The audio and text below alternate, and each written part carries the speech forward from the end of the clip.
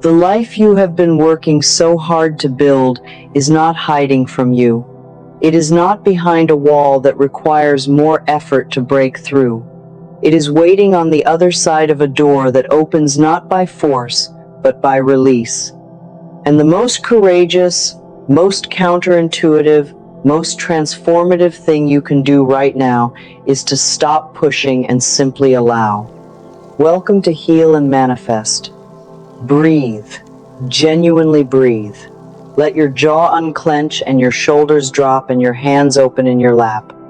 Because what we are exploring together today is one of the most radical and most misunderstood principles in all of spiritual growth. The magic of surrender. Not the surrender of giving up, not the surrender of defeat, the surrender of trust. The surrender of someone who finally understands that the universe is not their opponent but their partner, and that their partner has been waiting patiently for them to stop trying to do both jobs. Let us start by naming something that you might not have admitted out loud yet. You are tired. Not just physically tired, though that too perhaps, but deeply, in your bones, behind your eyes, tired. Tired of trying so hard. Tired of monitoring and managing and strategizing and efforting your way toward a life that somehow keeps feeling just slightly out of reach. You have done the vision boards and the affirmations and the journaling and the inner work and the outer work and the mindset work and the healing work, and you are doing all of it simultaneously while also trying to function as a normal human being with responsibilities and relationships and a body that occasionally needs sleep. And somewhere in the middle of all that magnificent efforting, the joy went a little quiet. The ease you thought was on the other side of enough work has not quite arrived. And the thing you most want, the thing you have been reaching toward with such sincere, such sustained, such genuinely heroic effort, still feels like it is requiring just a little more from you before it will agree to arrive. I see you in that. Truly. And now the funny part. The part where we have to be willing to laugh gently at ourselves because the alternative is taking this so seriously that we miss the lesson entirely. We are spiritual seekers. We are growth-oriented, intention-setting, frequency-raising, manifestation-practicing human beings, which means we have found a way to make even surrender into a project. We read about letting go and immediately add it to the list of things we need to work harder at. We hear the teaching about releasing control, and we set an intention to release control more effectively by next Thursday. We have somehow managed to turn the practice of not trying into the thing we are trying the hardest at, and we cannot figure out why it is not working. The universe at this point is both deeply fond of us and genuinely, gently amused. Here is the truth underneath all of the trying.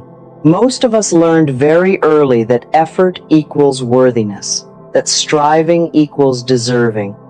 That if you work hard enough for something, if you demonstrate sufficient commitment and sufficient sacrifice and sufficient struggle, then maybe, eventually, you will have earned the right to receive it. We carry this belief so deep in our bones that we apply it to everything, including the spiritual. We believe we have to earn our miracles.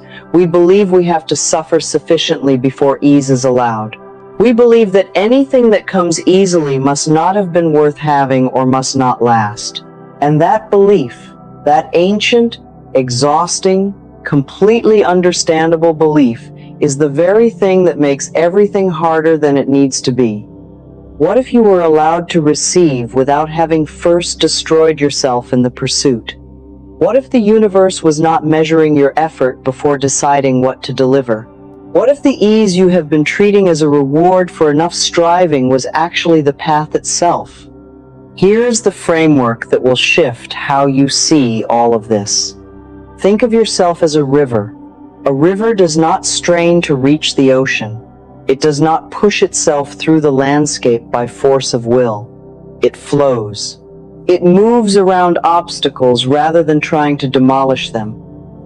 It finds the path of least resistance not because it is lazy, but because intelligence is built into its nature. It trusts the pull that is drawing it forward. It does not need to know the whole route. It just needs to keep moving in the direction of its own nature. You are the river. The life you desire is the ocean. And you were not designed to bulldoze your way there. You were designed to flow.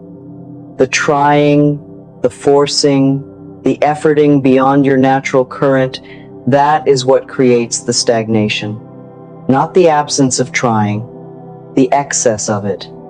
When you stop forcing and start flowing, when you surrender to the intelligence that is built into the nature of your own life, things begin to move in ways that trying never could have manufactured.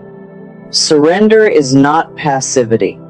It is the most active form of trust available to a human being. It is the decision to cooperate with life rather than combat it, to participate in the unfolding rather than demand control of the outcome, to show up, do your genuine best, and then release the result to something that genuinely knows better than your anxious planning mind.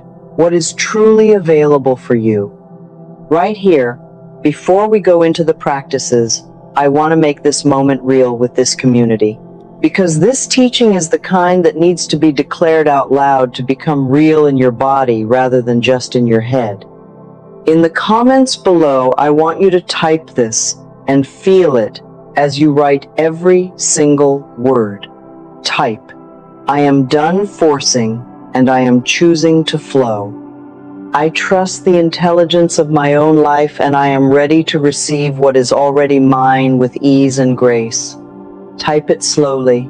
Let it move through you. Because the moment you write those words and mean even a fraction of them, something in your nervous system exhales.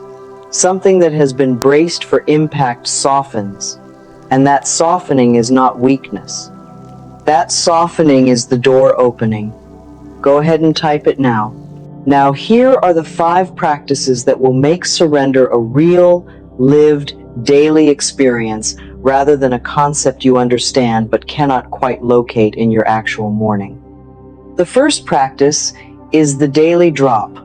Once a day, preferably in the morning, but any time works, you are going to perform a physical act of surrender. Stand up, take a breath, raise both hands to shoulder height with palms facing upward, and as you exhale, slowly lower them to your sides while saying out loud, I release the need to control how this unfolds. I trust the process completely. The physical gesture matters. Your body stores the belief that effort equals safety as a physical tension pattern. Raised, open, releasing hands, followed by a slow exhale, sends a direct neurological message to your nervous system that you are safe without the control. That safety is real. That message lands at a level that purely mental affirmations take much longer to reach. 1 minute every day. The daily drop. The second practice is what I call the effort audit. At the end of each day, ask yourself one honest question. Where today did I try to force something that was not mine to force?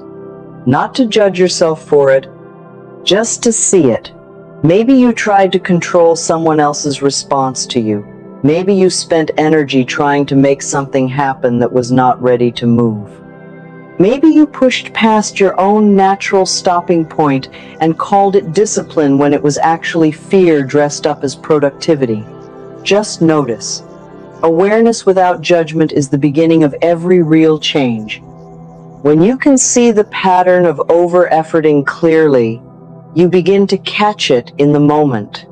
And in the moment is where you have the choice to drop it rather than carry it all the way to exhaustion.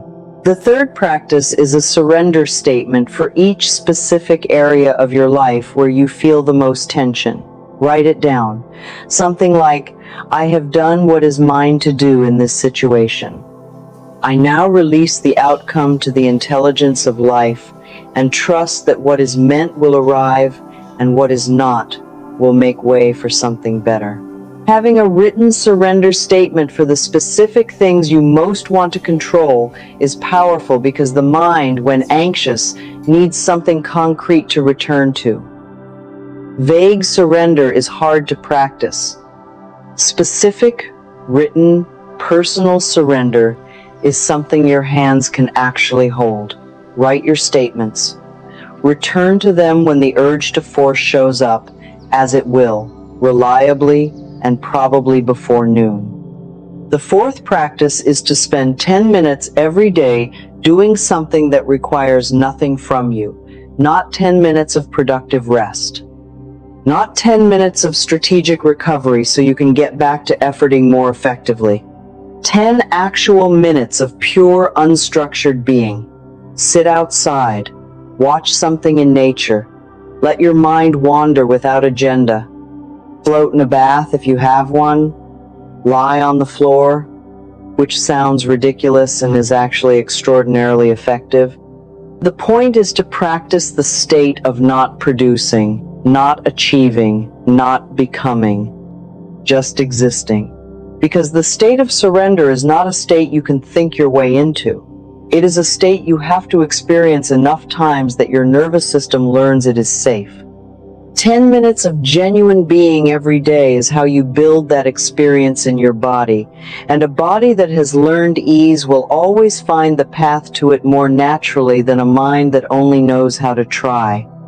The fifth practice is to collect what I want you to call flow evidence. Every time something works out without you having forced it, write it down. Every time a door opens without you having knocked 17 times, write it down. Every time the right person appears, or the right information arrives, or something resolves with a grace that your effort alone could not have manufactured, write it down. Keep a running list. Read it when the old efforting habit comes back around, which it will, because habits are persistent even when they are no longer useful. Your flow evidence file is the empirical case for surrender. It is proof, gathered from your own life, that things work out when you get out of the way. And proof is what the anxious mind needs before it will agree to soften. Give it proof. Collect it daily. Build an irrefutable case for ease. 5 practices.